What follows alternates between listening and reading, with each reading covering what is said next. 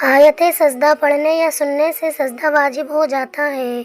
اگر کسی نے فارسی یا کسی اور زبان میں آیت کا ترجمہ پڑھا تو پڑھنے والے اور سننے والے پر سجدہ واجب ہو گیا۔ سجدہ واجب ہونے کے لیے پوری آیت پڑھنا ضروری نہیں، بلکہ وہ آیت مبارک کی جس میں لفظ سجدہ کا مدح پایا جاتا ہے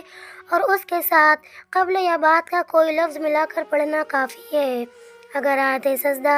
نماز میں پڑھی گئی تو سجدہ بھی نماز میں فوراً کرنا واجب ہے، اور اگر آیت سجدہ بیرون نماز یعنی نماز کے باہر پڑھی تو فوراً سجدہ کر لینا واجب نہیں، ہاں بہتر ہے کہ فوراً کر لیں، اور اگر کسی وجہ سے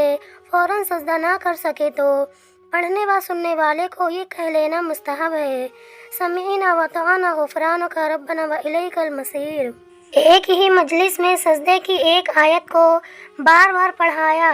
یا سنا تو ایک ہی سجدہ واجب ہوگا، اگرچہ چند شخصوں نے سنا یوں ہی اگر آیت پڑھی اور وہی آیت دوسرے سے سنی جب بھی ایک ہی سجدہ واجب ہوگا۔ پوری سورت پڑھنا اور آیت سجدہ چھوڑ دینا مکروہ تحریمی ہے، اور صرف آیت سجدے کے پڑھنے میں کراہت نہیں، مگر بہتر یہ ہے کہ ایک آیت پہلے یا بعد کی ملا لیں۔ سجدے کا مسنون طریقہ یہ ہے کہ کھڑے ہو کر اللہ اکبر کہتے ہوئے سجدے میں جائیں اور کم سے کم 3 بار سبحان ربی اعلیٰ کہیں، پھر اللہ اکبر کہتے ہوئے کھڑے ہو جائیں۔ پہلے پیچھے دونوں بار اللہ اکبر کہنا سنت ہے، اور کھڑے ہو کر سجدے میں جانا اور سجدے کے بعد کھڑا ہونا یہ دونوں قیام مستحب ہے۔ سجدہ تلاوت میں اللہ اکبر کہتے وقت کانوں کو ہاتھ نہیں لگائے جاتے۔